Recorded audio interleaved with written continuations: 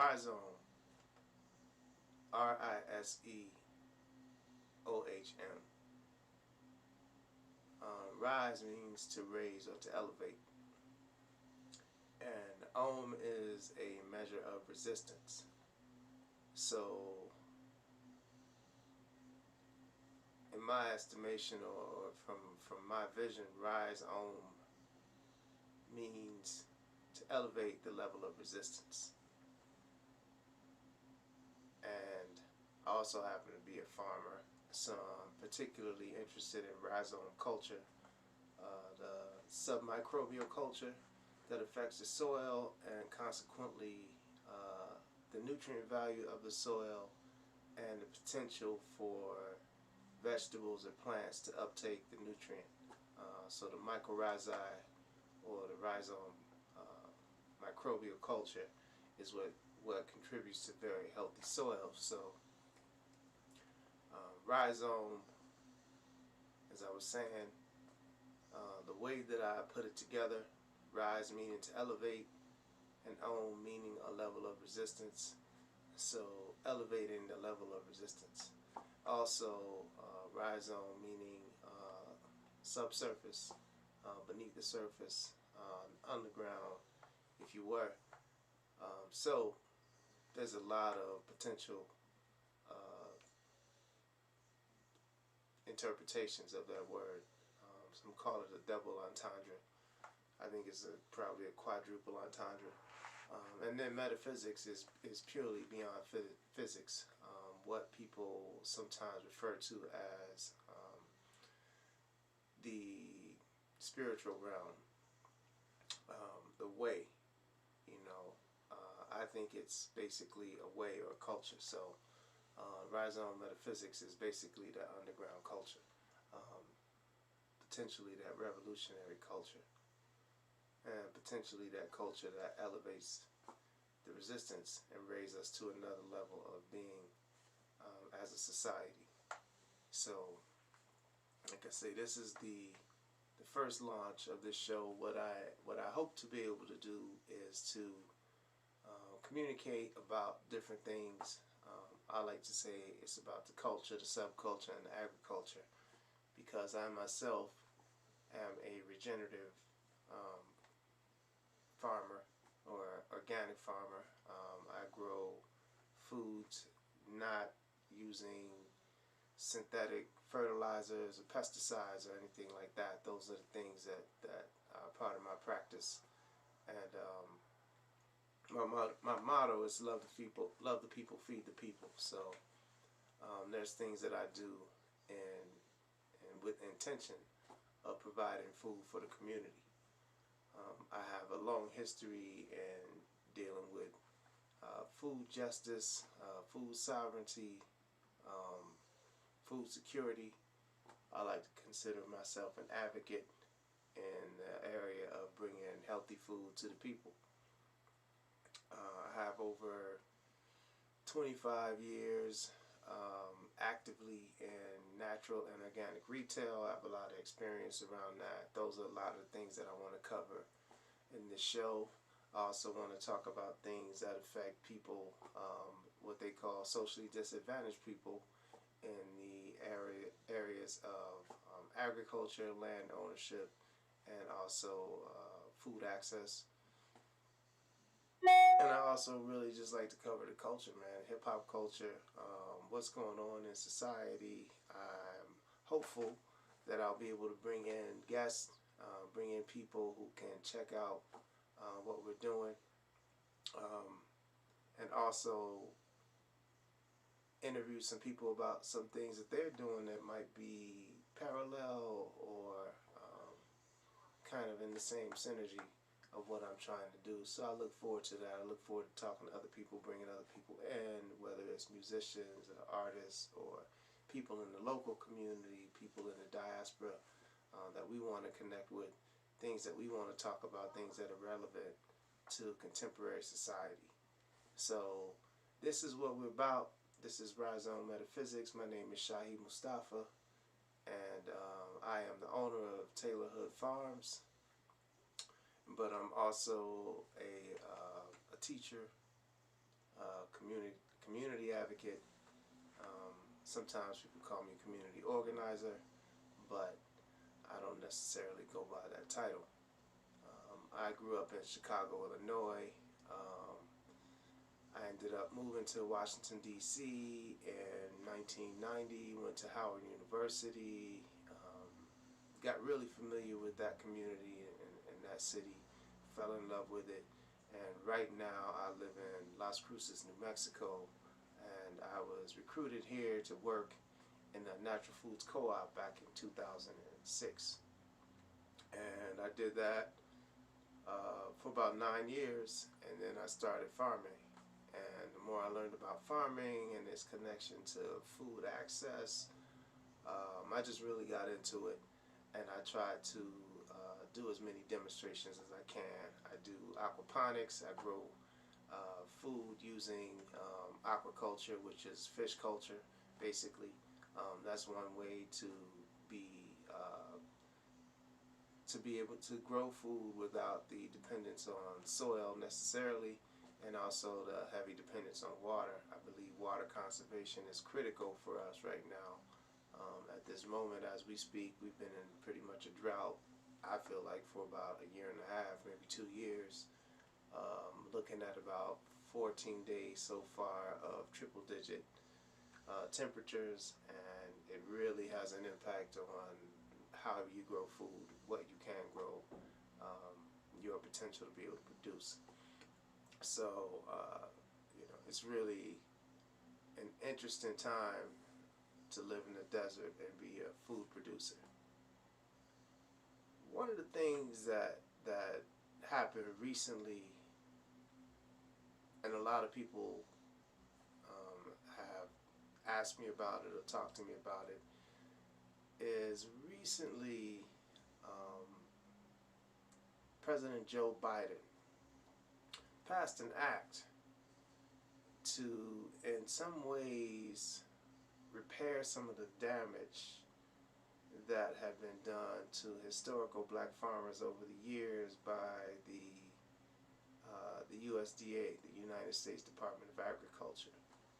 And the way that I understand it, what has been happening for decades is that black farmers were not afforded the same privileges as other farmers when it came to access to loans or resources in order to grow their operations. Subsequently, a lot of black farmers went into debt. They took on loans that were predatory in nature, so they were not able to pay back their loans. Their farms were foreclosed on. They lost their farms, or they never could make a profit because they always owed so much money to these debtors. So what it appears to be is that Joe Biden, through his most recent presidential act, forgave some of those loans and used money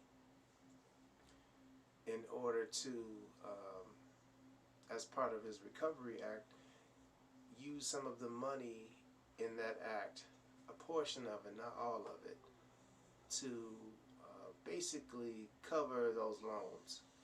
So I was always a little confused about how that worked, because basically what they're doing is taking the money and covering loans that were predatory in nature, that were set up by the USDA / the government in the first place. So the way that it was reported was that there was this great benefit coming to black and other socially disadvantaged farmers through this act, and a lot of people interpreted that as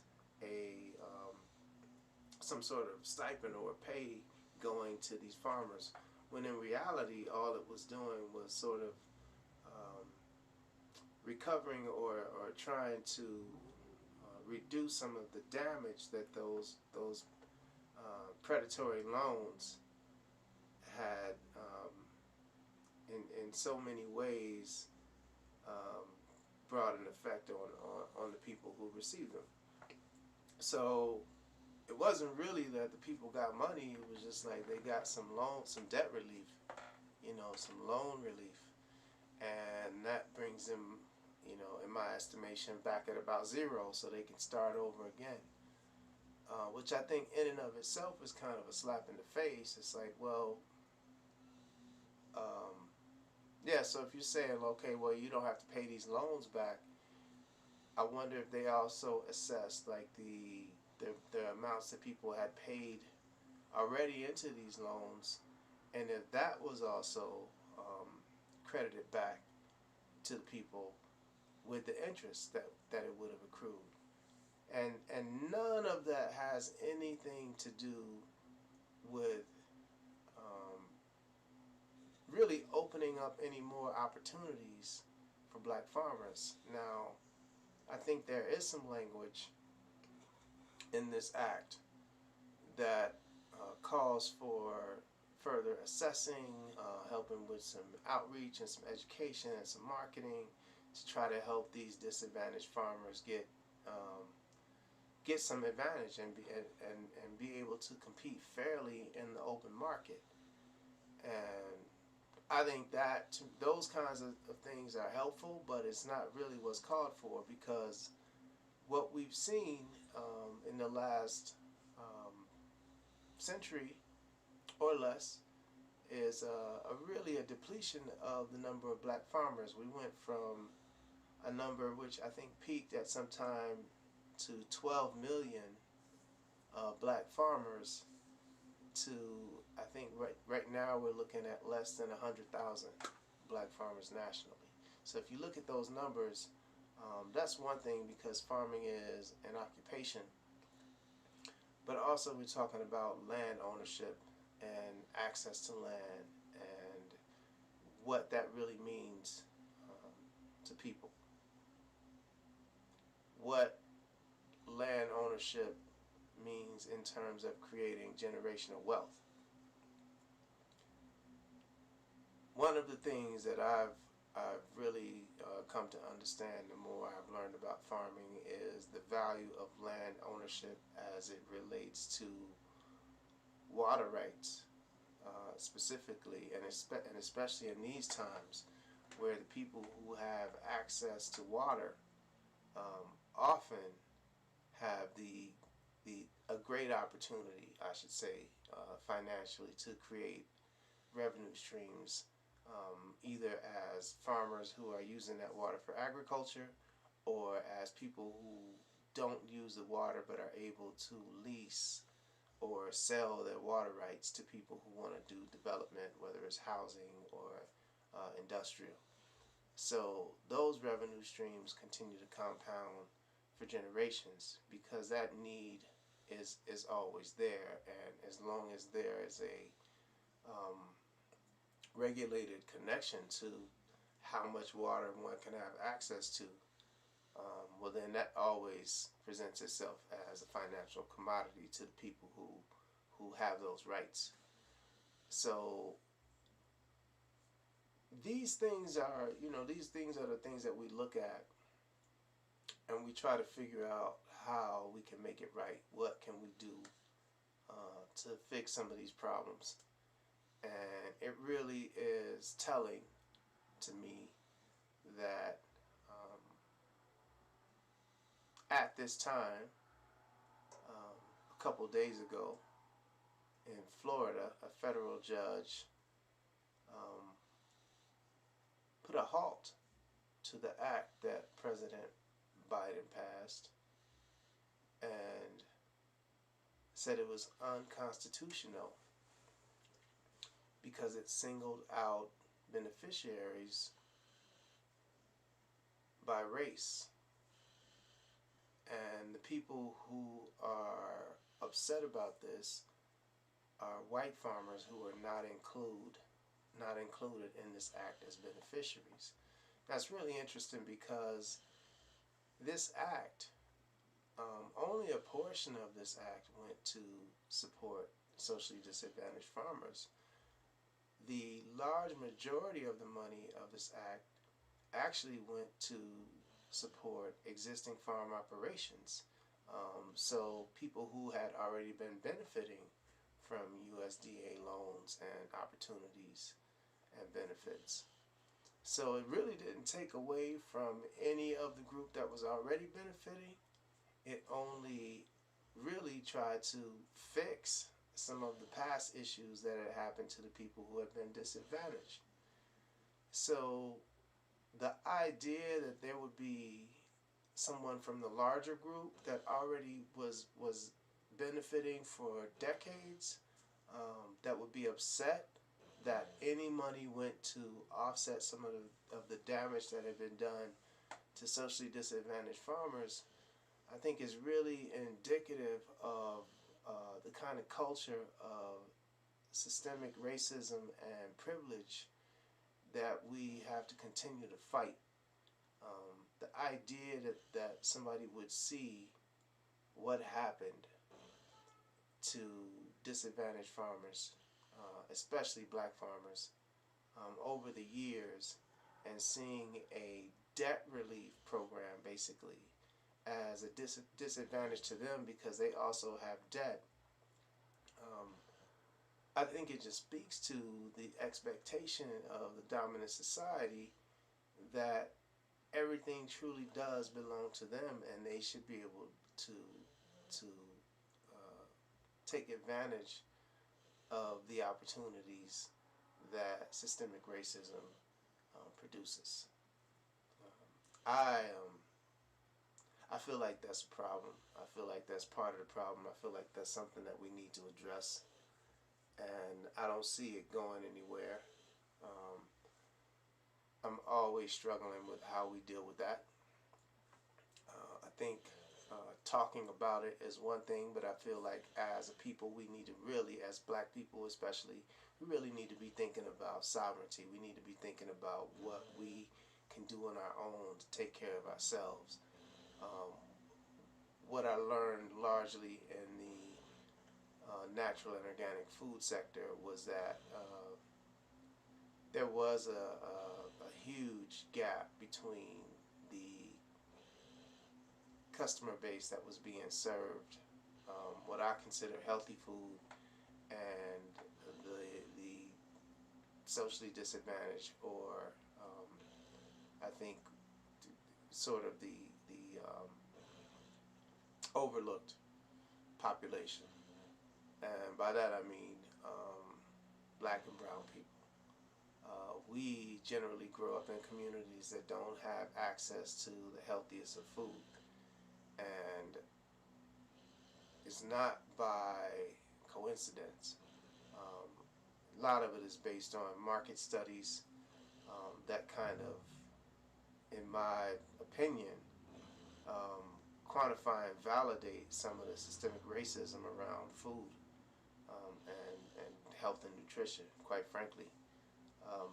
Our people travel to stores, we eat food as much as anybody else. When we want healthy food, we'll jump on a subway or a bus or drive or walk or whatever it is that we need to do to get it. We don't have any less interest of it than anyone else, but we don't have access as much as other people do.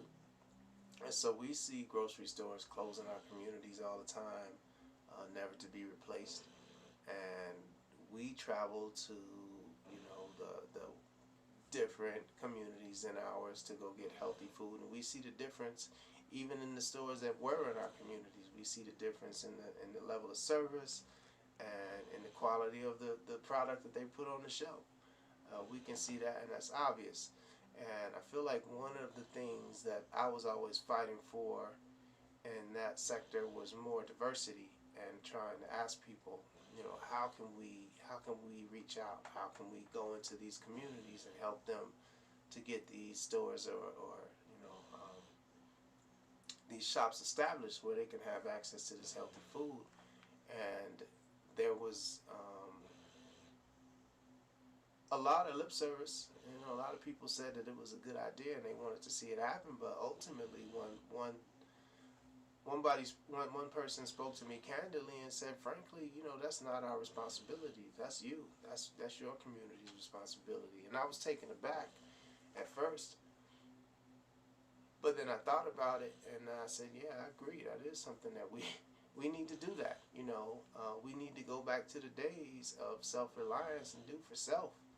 And one of the things that I like to do is really reestablish more community-based food outlets, whether it's through community gardens or whether it's through small co-ops in our community, or whether it's just supporting some of the existing small mom and pop stores in our community and really encouraging them to bring in more healthy food.